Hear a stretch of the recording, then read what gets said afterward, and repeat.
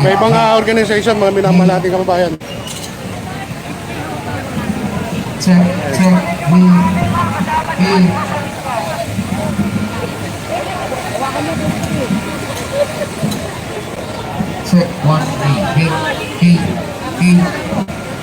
So ito po yung kaganapan natin, mga minamahal nating kababayan. Kahit na medyo maambon-ambon, ay talagang itutuloy nila ang sigaw ng ating kababayan, mga minamahal nating kababayan.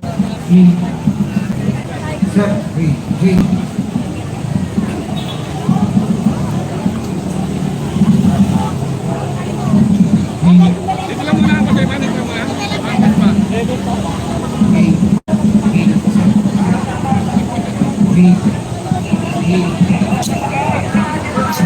So ito na, mga minamahal nating kababayan, oh, parami na ng parami ang mga iba't ibang organization o sector. Ayan pa iba, oh. Oh. Ito ang sigaw ng ating bayan, nangalit na, no? Nangalit na yung mga kababayan nating Pilipino. Grabe, ito na yung kikilabutan ka sa kilos protesta ng ating mamayan. Ayan.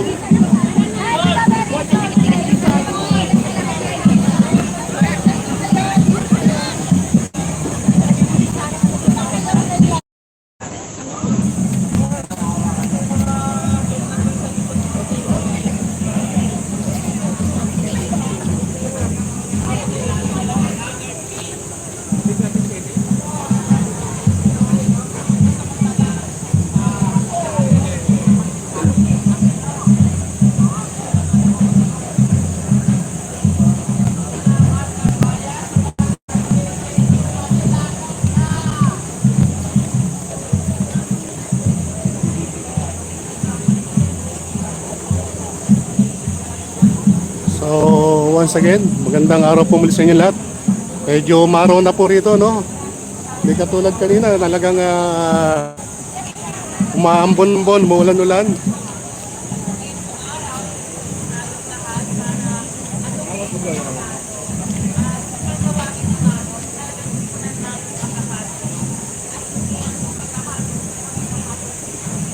Pagsag-ayon na hindi po ma-impeach si Sara Duterte, mga minamahal nating kababayan. Kailangan magpakita na po, no? Inaasahan po ng taong bayan ang katotohanan. So ituloy ang impeach, no? Yan, no? Ituloy ang impeach, mga minamahal nating kababayan. So grabe, no? Ito po yung kaganapan natin ngayon. Sabi nila, gising, Kongreso, impeachment ituloy bago mahuli ang lahat, no? So ito po, nagpapakita ng pwersa ang ating kababayan. Hindi po, ayan, sabi nila, forthwith po, Senate President Cheese, hindi po Portman, na minamahal nating kababayan. Ayan, so meron pa po sa bandang likuran, no? Ang dami nito, meron pa sila rito na nakalagay na tama na ang dribble. Ipuslo na si Sara sa impeachment court. Yan, so ito pa yung mga mensahe nila, mga minamahal nating kababayan. Seniors Association Incorporated, SASAY. Ayan, no. Ang buhay na demokrasya! Ang sigaw na nagkakaisang galit na mamamayan! Litisin, litisin! Sara Duterte! Sara Duterte! Litisin, litisin! Ang susunod na tagapagsalita ay isa sa mga prominenteng figura ng simbahan na hindi napapagod at palaging andyan sa ngalan ng katotohanan, hustisya at katarungan, si kasama at kaibigan Father Robert Reyes!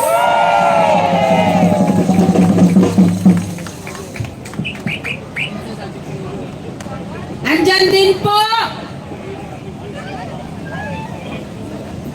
So once again, Kasunod, ito po yung si kaganapan. kasama dating mambabatas, hindi nagmamaliw, si Kong Erin Tanyada!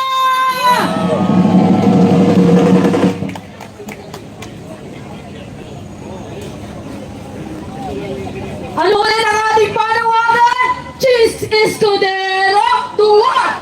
Tuwa! Cheese Escudero, tuwa! Tuwa! Ibinibigay po namin sa inyo ang tiyak na tutungtong sa entablado! Si Kong Erin Tanyada!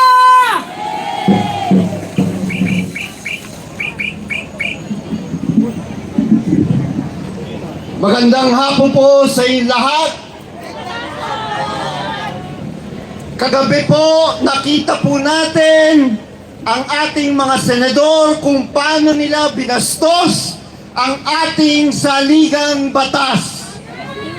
Maliwanag po na wala sa ating saligang batas yung ginawa po nila. Ang maliwanag po, kailangan nilang umpasahin ang paglilitis kay Sara Duterte. Tama po ba? Kaya importante po, ngayong araw patuloy pa rin po tayo magkakalampag dito sa labas. Dahil yung ginawa po nila sa pagbabalik sa Kongreso, sa House of Representatives, ng Articles of Impeachment, maliwanag po yan. Yan po ay labag sa ating saligang batas. Sigurado po ang gagawin po ng House. Mamayang hapon, ibabalik rin po nila dito. Ang tanong, magiging duwag pa rin ba ang mga senador sa tawag po ng bayan na litisin na si Sara Duterte? Kaya importante po para sa ating lahat, tayo po ay kailangan magbantay. Dahil importante na ang taong bayan mismo maliwanag na kailangan bantayan itong 18 senador. Dahil hindi naman po tayong takot. Hindi po tayong takot kung matatalo po tayo sa botohan. Ang importante po, ilatag po ang ebidensya para makita ng taong bayan ang katotohanan. Ito yung hinihintay ng lahat, yung katotohanan. Bakit pinagtatakpan po ng ating tama na ang palusot, tuloy na dapat ng Senado. Pero yung tono, yung mismong Mr. Escudero, parang parang tatawid na talaga sa Pilipinas.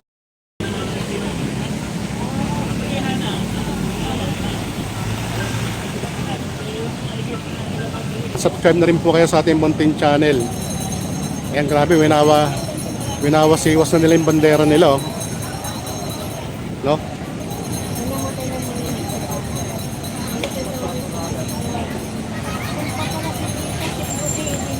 So, tingnan natin kung magkakaroon pa rin ng parade. Ibig sabihin ma'am, hindi ito yung last na ilis protesta nyo. May mga susunod pa. Oo, well, nakailang araw na tayo dito sa harap ng Senado. Hindi tayo mapapagod. Rain or shine, ang taong bayan ay titindig at mananakit. Thank you po. Sige ma'am. Ma'am, pwede pong pahabol na tanong. Kasi Nakikita niyo ba na magkakaroon pa ng People's Power Tree? Dahil sa ano po sa palagay niyo? tayo ay umaasa na yung ating mga institusyon ay gawin naman yung trabaho nila. Kasi ang gusto natin sa mapayapang paraan ay maipakita yung our institutions can work, and we hope our senators do not disappoint us again. Kasi ilang beses na nila tayong dinidisappoint. Ma'am, may mga judge senator tayo na gusto wag na umabot sa 20th Congress. Ano po masabi niyo ron? yun yung mga hindi naniniwala na dapat ay, or rather, yun yung mga kailangan nating bantayan. Kasi klaro naman ang sinabi ng konstitusyon na ang impeachment ay hindi parte ng ordinary legislative duty ng mga senador. Ibig sabihin, hindi siya natatali doon sa legislative calendar. Pwede siyang tumawid sa 20th Congress. So huwag tayo magpapaniwala. Yung mga nagsasabi niyan ay gusto lang lumusot at tumakas sa kanilang obligasyon. Ma'am, mensahe na lang sa mga mamamayang Pilipino, ma'am. Sa mga mamamayang Pilipino, patuloy po natin iparinig sa mga senador yung ating kagustuhan na magkaroon ng paglilitis para makita natin ano ba talaga ang totoo at ma-uncover natin sino ba talaga si Mary Grace Piatos at saan ba talaga napupunta yung confi funds at sino-sino yung mga deposit na di umano ay pumasok sa bangko ni VP Sara at ng kanyang amang si former President Duterte. At malalaman lang natin ito kung talagang matuloy yung trial at makita natin yung ebidensya. Ma'am, bakit dapat ituloy yung trial at hindi na dapat ibalik dun sa House? Well, kasi ito ay constitutional duty ng ating Senate. Kapag nasa na sa kanila yung impeachment complaint, ay they are obligated to try and decide on the case. At hindi sila pwedeng tumakas doon kasi klaro ang utos ng konstitusyon, dapat ituloy ang kaso. At napakahalaga din yan para sa katotohanan at justisya kasi mahalagang malaman natin saan ba talaga napunta yung confi funds, sino ba talaga si Mary Grace Piatos, at gayon din, sino yung mga nag-deposit ng milyon-milyon doon sa bank account nila Sara Duterte at kanyang tatay na si former President Duterte. So, lahat yan makikita natin kung simulan na ang trial. Kaya napakahalaga, wag nang magpa-delay kasi yung pagde-delay na yan, ang dinidelay nila ang katotohanan. Ang reaction mo na lang sa bigla ng kasabay ng pag-arangkada ng pag-present ng impeachment article of impeachment. Si VP Sara ay wala dito sa bansa niya sa Manila. Nako, yan na naman yung nakikita natin na hindi ginagawa yung trabaho niya tapos ayaw pang harapin yung Ang impeachment trial para kay VP Inday Sara. Yan, like. Please like. Thank you so much po sa mga nag-like. At ganun din po, thank you so much po sa viewer, no? Sa mga silent viewer na